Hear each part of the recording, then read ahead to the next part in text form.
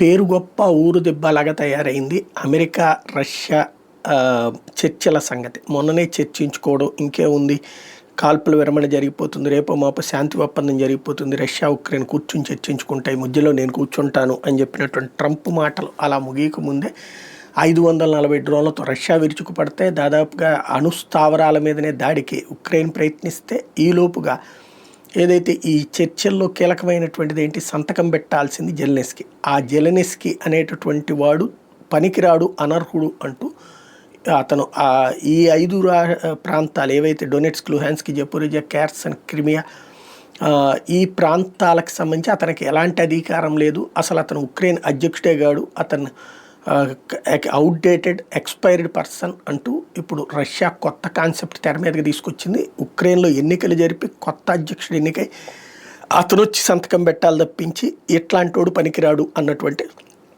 కొత్త ఫిట్టింగ్ తీసుకొచ్చింది. తద్వారా రాజకీయం మార్చే ప్రయత్నం చేస్తోంది.